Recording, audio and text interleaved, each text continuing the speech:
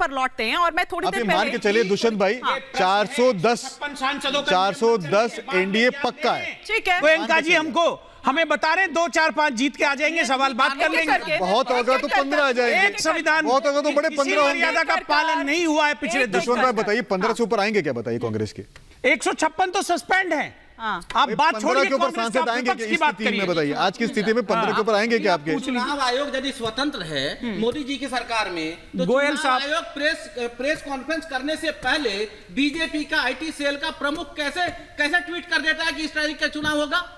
ये बताइए। और गोयल जी छोड़ के क्यों चले गए? आप पूछिए ना, गोयल जी छोड़ के क्यों चले गए? क्या कारण थे? कोई जवाब नहीं दिया आपने अभी तक। मीडिया को आपने दबाव में दे रखा है, सारी संस्थाओं के अधिकारियों को आपने दबाव में ले रखा है। अगर कांग्रेस में संजय जी आप मुझे नजर आ रहे हैं। पुरानी कहावत है, बड़ी पुरानी कहावत है हिमानी जी, बड़ी पुरानी कहावत है, खिसियानी बिल्ली खंबा नोचे, 2-4 चुन के आए तो अलग बात है, बाकी तो कोई बट्टा। ये दम्ब बोल रहा है क्या? जहां पैर पड़े संतन के। दीपेंद्र हुड्डा के बयान को किस तरह से देख रहे हैं? वो तो कह रहे हैं कि 3 महीने पहले ही मैंने बोल दिया था कि ये जो समझौता है वो अघोषित तौर पर, मतलब वो कह रहे हैं कि ये पहले ही सारी पटकथा जो है वो लिख ली गई थी। और उन्होंने कहा कि ये बीजेपी दरअसल वोट काटने की जो रणनीति है वो उसकी है, वो जेजेपी से अलग हो जाएगी अभी। और जेजेपी, इनेलो और कांग्रेस, इन तीनों में वो जो जाट वोट है वो डिवीजन हो जाएगा। वो कह रहे हैं कि उसका क्या फर्क पड़ता है, बाद में चुनाव बाद फिर साथ में आ जाएंगे, लेकिन जो फायदा लेना है वो तो मिल जाएगा।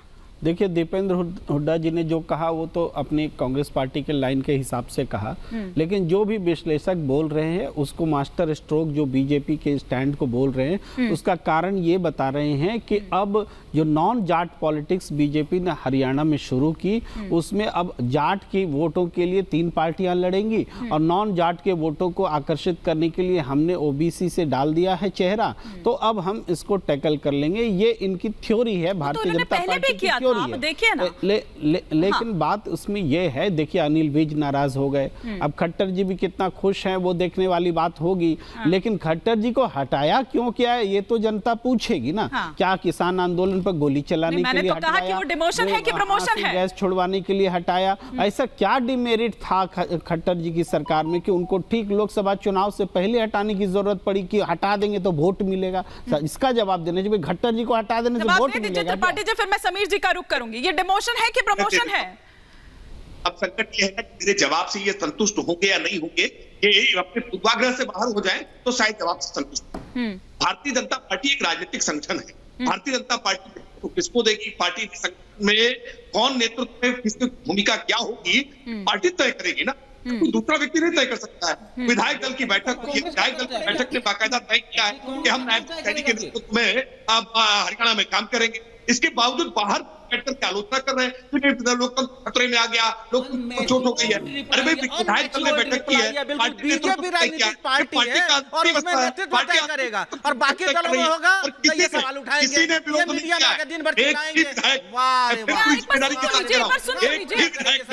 एक कर वो बाहर है, सुरक्षित और अटूट है, एक होने वाले अभी सत्ता से, अभी तो स्टूडियो से बाहर है। ठीक है उनको, लेकिन जवाब तो देने दीजिए। चलिए वो तो वक्त बताएगा, लेकिन जवाब तो देने दीजिए। त्रिपाठी जी अपनी बात कंप्लीट कर लीजिए, फिर समीर जी का सवाल पूछ लीजिए ना। यदि बीजेपी लोकतांत्रिक पार्टी है उसमें मैं अकेले स्टूडियो से बाहर हूं और मैं जानता हूं कि आपका ऑडियो भी मुझे कट के मिल रहा है जी।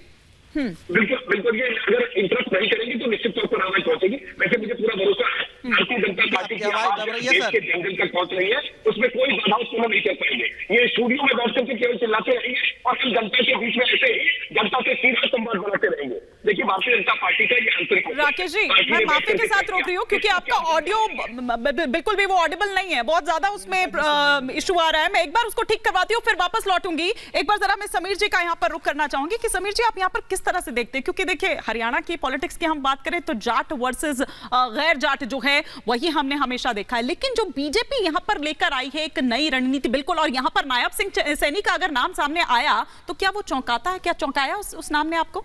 मुझे लग रहा है भारतीय जनता पार्टी हरियाणा के अंदर गैर जाट की राजनीति करना चाहती है। देखिए, भारतीय नायब सैनी जब प्रदेश अध्यक्ष बने थे उसके पहले ओम प्रकाश धनखड़ जाट भारतीय जनता पार्टी के हरियाणा के प्रदेश अध्यक्ष थे। उनको हटाकर भारतीय जनता पार्टी ने एक ओबीसी को प्रदेश अध्यक्ष बनाया था और आज उसी ओबीसी को मुख्यमंत्री बना दिया है। भारतीय जनता पार्टी हरियाणा में चाहती है कि जाटों का वोट है वो बटे INLD में बटे, कांग्रेस में बटे, JGP में बटे। वो गैर जाट जो वोट है, जिसमें OBC भी शामिल है, पंजाबी शामिल है और दूसरी जातियां शामिल है, वो एक तरफा भारतीय जनता पार्टी को वोट दे। और यह रणनीति भारतीय जनता पार्टी की 2014 से जब खट्टर साहब को बनाया था मुख्यमंत्री, तब से तय कर लिया था। और मुझे लग रहा है इसी का फायदा भारतीय जनता पार्टी को 2019 के लोकसभा चुनाव में मिला था, जब भारतीय जनता पार्टी ने 10 की 10 सीटें जीती थी। और यही रणनीति 2024 में भारतीय जनता पार्टी के काम आने वाला है। 2024 में भारतीय जनता पार्टी वो भी मैं बताऊंगी, जरा एक बार समीर जी कंप्लीट कर ले, फिर दुष्यंत चौटाला क्या। एक सेकंड सर, लेकिन उनको बोलने तो दीजिए ना, कंप्लीट तो करने दीजिए। आप रखिएगा, आप काउंटर करिएगा, लेकिन एक बार बात तो रखने दीजिए। एक बार जरा मैं आ रही हूं, दुष्यंत चौटाला क्या कुछ कह रहे हैं। गठबंधन टूटने के बाद ये पहली बार दुष्यंत चौटाला का जो बयान है वो सामने आया है, और वो ये कह रहे हैं हरियाणा की जनता का आभार जता रहे हैं, और साथ ही साथ ये भी कह रहे हैं कि उनके हितों के लिए वो काम करते रहेंगे।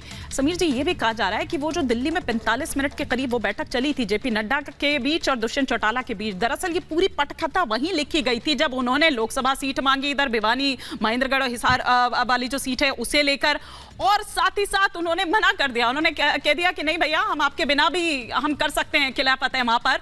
उन्होंने अमित शाह से मिलने के लिए वक्त मांगा, वो भी उनको वक्त नहीं मिल पाया, लेकिन उसके बाद क्या हुआ वो आज हमने और आपने सबने देखा। देखिए, भारतीय जनता पार्टी ने दुष्यंत चौटाला से बहुत स्पष्ट कहा था कि राजस्थान विधानसभा चुनाव में आप अपने उम्मीदवार मत उतारिए। दुष्यंत चौटाला ने भारतीय जनता पार्टी के राष्ट्रीय नेतृत्व कहने के बाद भी 29 सीटों पर अपने उम्मीदवार उतारे और 60,000 वोट मिले, हालांकि सारे उम्मीदवार हारे। भारतीय जनता पार्टी इस बात से भी नाराज थी कि आपने भारतीय जनता पार्टी के वोट काटने की कोशिश की। हरियाणा के अंदर भारतीय जनता पार्टी बिना दुष्यंत चौटाला के सरकार भी चला सकती है और 10 की 10 सीटें जीत सकती है। तो दुष्यंत चौटाला को किस आधार पर लोकसभा सीट दी जाए? मुझे लगता है दुष्यंत चौटाला को 10 विधायकों के बाद 10 से ज्यादा मंत्रालय दिए थे, 10 विधायक थे और 10 से ज्यादा मंत्रालय दिए थे। दुष्यंत चौटाला को 4 विधायक JJP के क्या कर रहे हैं भाजपा विधायकों के साथ में? अब उन्हें लग रहा था कि मैं लोकसभा चुनाव भी लड़ूं। वो अपना राजनीतिक कद भूल चुके थे और उनको याद दिलाना जरूरी था कि इनकी राजनीतिक सीमाएं कितनी है। भारतीय जनता पार्टी ने आज उन्हें बता दिया है कि उन्हें लक्ष्मण रेखा लाने की जरूरत नहीं है। त्रिपाठी जी, भूमिका खत्म हो चुकी है। दुष्यंत नागर जी, अब दुष्यंत चौटाला वहां और यहाँ दुष्यंत नागर जी बैठे हुए जो कह रहे हैं आप कद दिखा रहे हैं क्या अपने सहयोगियों को? वो कह रहे क्या कर रहे हैं? JJP के 4 विधायक वहां पर सेंधमारी करते हैं, आप लोग ये कह रहे हैं। देखिए, मुझे लगता है जब भी गठबंधन की राजनीति का इतिहास लिखा जाएगा तो भारतीय जनता पार्टी ने अपने अलायंस पार्टनर्स के साथ सबसे ज्यादा उदारतापूर्वक व्यवहार किया। आप देखेंगे कि 2014 के लोकसभा चुनाव में भी Bharatiya Janata party single general दल के तौर पर एक अकेले दल के तौर पर हमें में थे। सरकार